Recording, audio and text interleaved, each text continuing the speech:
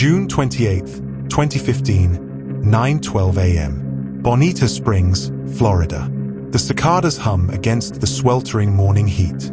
The quiet cul-de-sac in Jarvis Road seems undisturbed, but one neighbor notices something that gnaws at her gut. The Sievers front door, wide open, when it should have been locked tight. She hesitates, her sandals crunching on the driveway, and peers inside. Something isn't right. Moments later, she's dialing 911. Within minutes, Lee County deputies arrive. Guns drawn, they step into the home of Dr. Teresa Sievers, a respected holistic physician. At first glance, the kitchen is spotless, the living room orderly. Nothing screams burglary. But as officers move deeper into the house, they freeze. On the floor of the master bedroom lies Teresa. Her body is crumpled, face down, blood seeping into the cream-colored tile. Her head is brutally shattered, her once bright auburn hair matted with dark red. Nearby, the weapon of destruction. A hammer, its edges sticky with blood and tissue, discarded as if tossed in haste. One officer exhales, whispering under his breath, "Oh my God. This is not random. This is personal." Whoever killed Teresa did so with ferocity, striking again and again, long after the first blow was enough to incapacitate her. This was rage, directed, intentional rage. Just hours earlier, the world saw her differently. Teresa Sievers was 46, a devoted wife, and a mother of 2 little girls. She was known in her community as Dr. Teresa, a fiery but compassionate physician who blended traditional and alternative medicine. Her clinic was busy, her patients loyal. Her social media posts brimmed with positivity.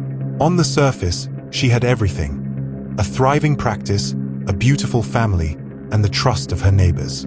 But appearances can lie. That weekend, Teresa and her husband, Mark Sievers, had traveled with their daughters to Connecticut for a family wedding. Photographs from the event show Teresa smiling, her girls laughing in pastel dresses, Mark standing stiffly at her side. Yet Teresa's commitment to her patients pulled her back. She booked an early flight home on Sunday so she could see patients Monday morning, leaving Mark and the children behind to enjoy a few extra days with family. June 28, 2015, 6:55 p.m.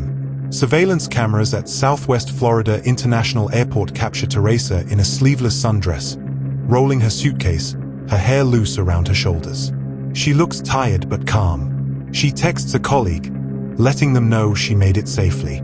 At 7:45 p.m., her car pulls into her driveway in Bonita Springs. By 9:30 p.m., her phone goes dark.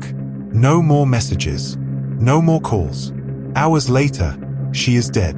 Detectives are immediately struck by the circumstances. No forced entry. No signs of theft. The brutality of the murder, so many hammer blows, speaks not of a burglar startled in the night, but of someone with intent, someone who knew she'd be home alone. And who knew that? When police call Mark Sievers in Connecticut, his reaction is dramatic. His voice breaks. He sobs, telling them he can't understand who would do this to his wife. He insists Teresa must have been targeted. He speaks of their daughters, how he can't bear to tell them their mother is gone. But detectives take note. His grief sounds rehearsed, his words oddly controlled, even as his volume rises. Behind the tears, investigators sense something off. By the next day, the Sievers home is sealed with crime scene tape. Forensics comb through every corner, photographing blood spatter, collecting the hammer, bagging fibers and hair. Neighbors are questioned. One mentions seeing a strange rental car parked nearby. Another recalls unusual movement late Sunday night. Slowly, pieces form a picture of something premeditated. Then the digital trail emerges. Cell phone records, text messages, and call logs point detectives toward a man in Missouri, Curtis Wainwright. Bald, heavily bearded, with a hollow look in his eyes, Wright isn't a stranger. His Mark Sievers' best friend since childhood. The two had grown up together, shared milestones, and kept close ties for decades. But Curtis Wright wasn't just a friend. He was Mark's enabler, the man he turned to when things went dark. Detectives discover a string of phone calls between the two men in the weeks leading up to Teresa's murder. Dozens of exchanges. Hours logged. And on June 27, 2015, the very day before Teresa was killed, Wright's cell phone pinged towers not in Missouri, but in Florida. Another name surfaces, Jimmy Ray Rogers, a man with a violent reputation. A drifter with a criminal record, Rogers was known by his chilling nickname, the Hammer. When police put the names together, the plot begins to take shape. Wright and Rogers had driven over 1,100 miles from Missouri to Florida. They stayed just long enough to wait for Teresa to arrive home from her trip. They ambushed her in her bedroom, bludgeoned her with a hammer, and fled before dawn. They left no forced entry because they didn't need to break in. They had the means to walk right inside. The horrifying realization hits investigators like a thunderclap.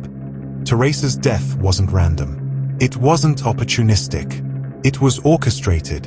And the man who stood to gain the most was the one she trusted most, her husband, Mark.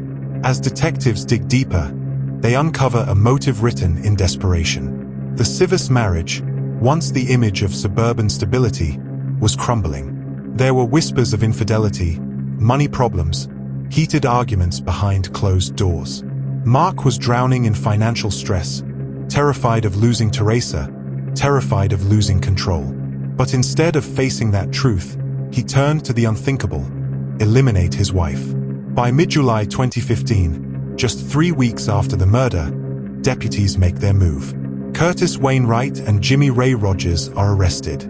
Wright is yanked from his Missouri home, shackled, and flown to Florida. Rogers smirks defiantly in his mugshot, almost proud of his role. Both are charged with first-degree murder. But still, Mark Sievers plays the grieving widower. He arranges Teresa's funeral. He comforts his daughters. He releases statements of heartbreak. All the while, detectives quietly build their case, knowing his mask will eventually shatter. The community of Bonita Springs reels in disbelief. Candlelight vigils are held outside Teresa's clinic. Patients leave flowers, handwritten notes, and photos on the doorstep. "She saved my life," one woman whispers, tears in her eyes. She didn't deserve this. Behind the scenes, however, investigators know the case is only beginning. The hammer is only the weapon. The true killer is the man pulling the strings. And soon, through text messages, phone records, and the testimony of Teresa's killers themselves, the conspiracy will be laid bare for the world to see. Teresa Sievers' story begins with a brutal end. But it is what comes next, the unraveling of her husband's secret, that turns this case into one of the most shocking domestic betrayals in true crime history. July 6, 2015, 10:45 a.m. 9 days after Teresa Sievers' brutal murder, Lee County detectives sit in a cramped, windowless conference room. The air smells of stale coffee and exhaustion. On the whiteboard behind them, Teresa's smiling clinic photo stares back, her auburn hair bright, her eyes alive. Beneath it, a growing web of suspects, phone logs, and timelines. Detective David Lebed slams a pen down. This doesn't add up. She was targeted. No forced entry, no robbery. Whoever did this knew her routine. His colleague circles the name Mark Sievers in red marker. Another officer points at the highlighted cell phone records. Mark calls Curtis Wayne right the night before Teresa flies home, then again hours after her death. That's no coincidence. The room falls silent.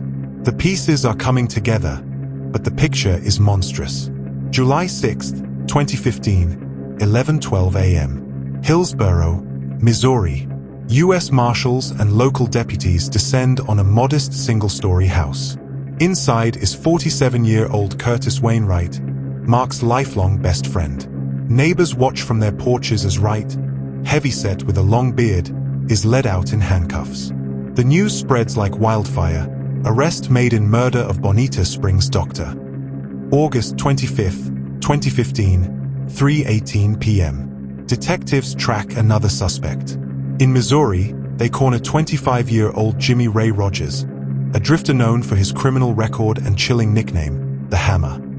Rogers doesn't resist.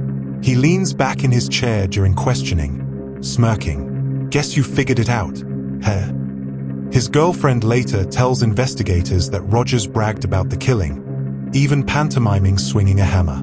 But Rogers isn't the linchpin. Curtis Wright is.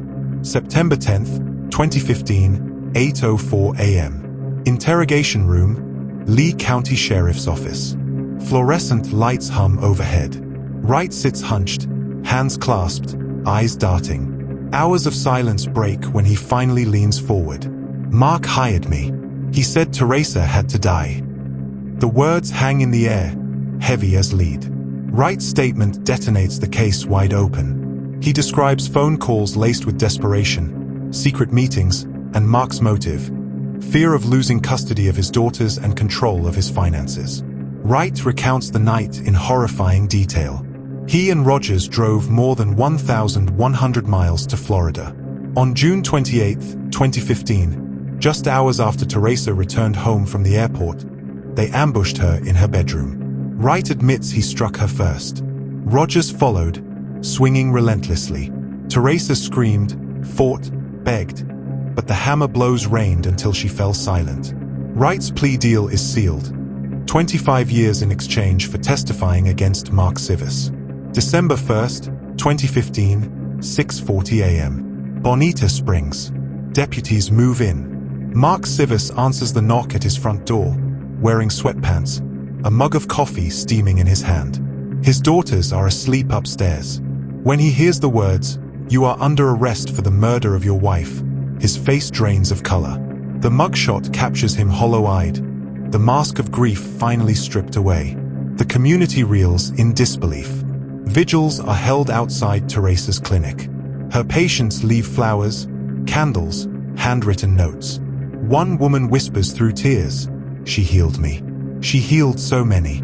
Why would anyone do this?" 2016, Fort Myers Courthouse. Curtis Wright takes the stand. Shackled, wearing an orange jumpsuit, he stares at the jury as he describes how his childhood friend plotted murder. "Mark said she had to be stopped. He told me, do whatever it takes." Jurors avert their eyes. Some scribble furiously. Wright is sentenced to 25 years. The gavel slams, echoing like a hammer strike itself.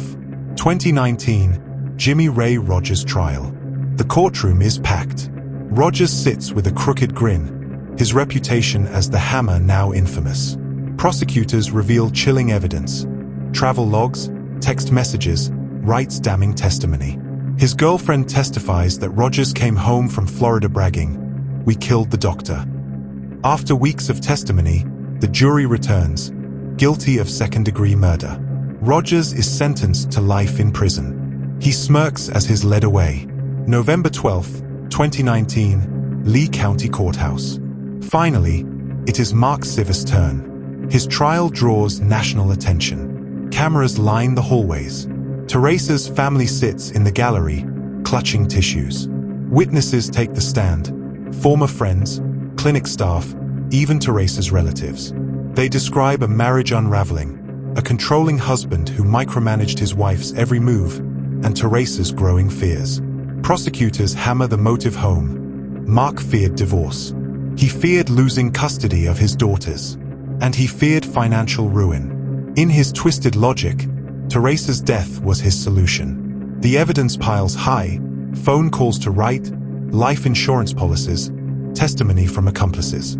December 4th, 2019, 7 p.m. After tense deliberations, the jury files back into the courtroom. Reporters clutch microphones, pens poised. The foreman reads the verdict. "We, the jury, find the defendant, Mark Sievers, guilty of first-degree murder and conspiracy to commit murder." Gasps erupt. Teresa's family sobs openly. Mark slumps in his chair, eyes darting, his mask shattered. December 13th, 2019, 9:15 a.m. Sentencing. The judge's voice is steady, his tone searing. "This was a cold, calculated, premeditated murder. You orchestrated the killing of your wife, the mother of your children."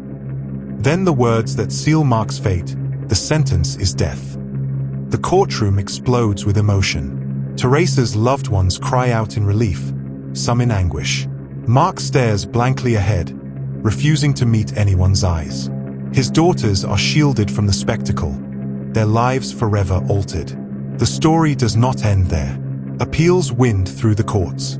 Advocates debate the death penalty. But one truth remains. Teresa Sievers' life was stolen in the most intimate betrayal imaginable, by the man who vowed to protect her. In Bonita Springs, the community keeps her memory alive. Patients share stories of her healing touch. Friends remember her laughter, her fiery compassion. Outside her clinic, a permanent plaque bears her name. In loving memory of Dr. Teresa Sievers, she healed with heart.